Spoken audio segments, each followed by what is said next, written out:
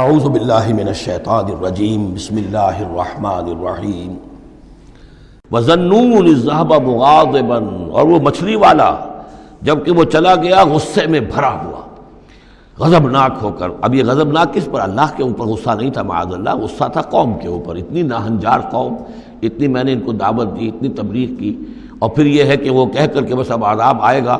اللہ تعالیٰ کی طرف سے صرف یہ کہ ایک خطا ہوئی، سہو ہو گیا کہ اللہ کی طرف سے ابھی ان کو ایکسپریس پرمیشن نہیں ملی تھی کہ وہ اپنی قوم کو چھوڑ کر چلے جائیں۔ جیسے حضور ہمیں معلوم ہوتا ہے سیرت سے کہ منتظر رہے، باقی سب لوگوں کو آپ نے اجازت دے دی تھی مدینے چلے جاؤ، لیکن آپ منتظر تھے کہ اللہ تعالیٰ کی طرف سے واضح اجازت ملے۔ رسول اپنی جگہ نہیں چھوڑ سکتا جب تک کہ اللہ کی طرف سے حکم نہ آ جائے۔ بس یہ ان سے اپنے، چونکہ وہ حمیت حق، وہ حق کی غیرت اتنی تھی، اس جوش میں آ کر اپنی قوم سے ناراض ہو کر یہ ایک صاحب ان سے ہو گیا۔ لیکن یہ کہ بڑے لوگوں کا چھوٹا سا معاملہ بھی جو ہوتا ہے پھر اللہ تعالیٰ کے ہاں اس کا ذکر جو ہوتا ہے بڑے سخت الفاظ میں ہوتا ہے۔ اب یہ معاملہ ہے اللہ کا اور ان کے مابین۔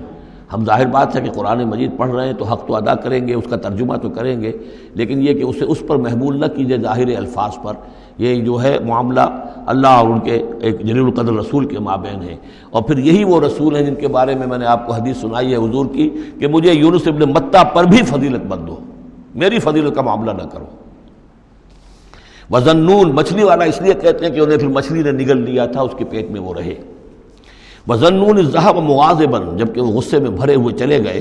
فَظَنَّ أَن لَّن نَّقْدِرَ عَلَيْهِ، تو شاید اس نے یہ گمان کیا کہ ہم اسے پکڑ نہ سکیں گے یا ہم اس کو قابو میں نہ لا سکیں گے۔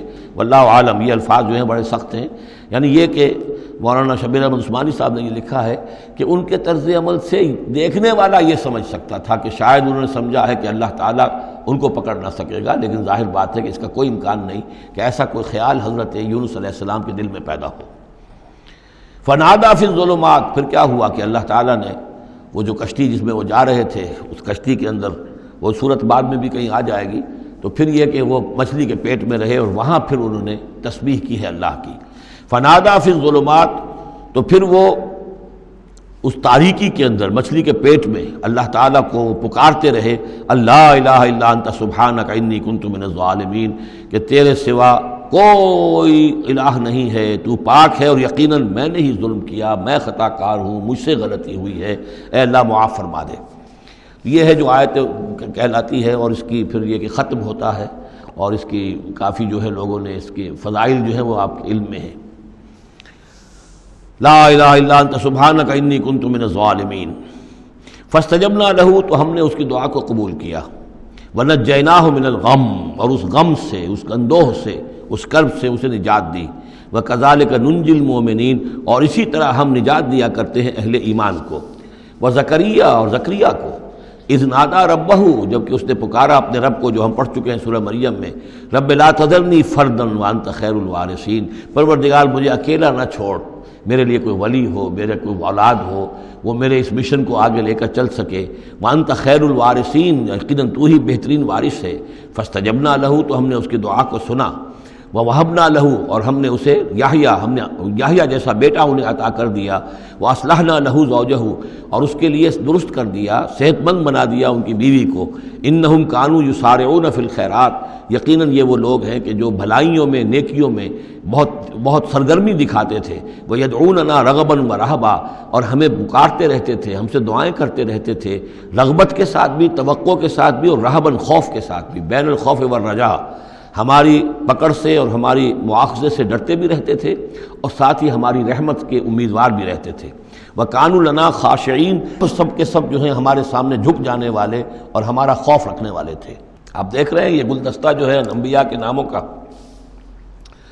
والتی احسنت فرجہا، آخری ذکر ہے، اور وہ خاتون یعنی حضرت مریم سلام علیہا، جس نے اپنی شرمگاہ کی پوری حفاظت کی، یعنی ان کی عفت و عصمت جو ہے انہوں نے اس کو پوری طریقے سے بالکل پاک دامن رہیں۔ والتی احسنت فرجہا فنفخنا فیہا من روحنا، تو ہم نے اس میں پھونک دیا اپنی روح میں سے۔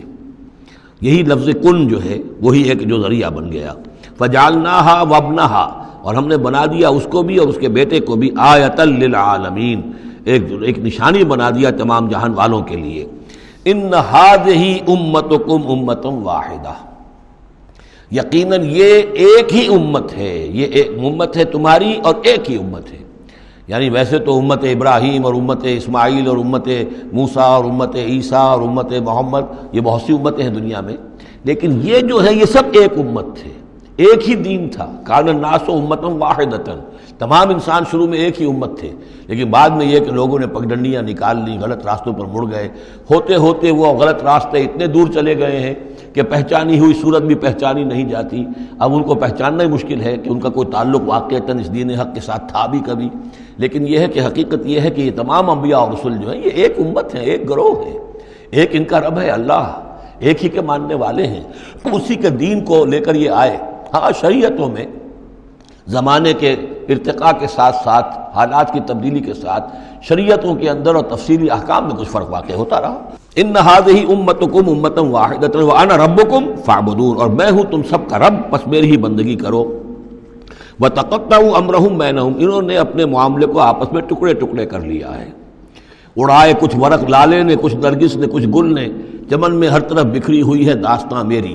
تو یہ ٹکڑے ٹکڑے کر کے لوگوں نے اپنے تقسیم کر لیا ہے، جیسے سورہ ہجر میں تھا کما انزلنا علی المقتسمین الذین جعلوا القرآن عظیم۔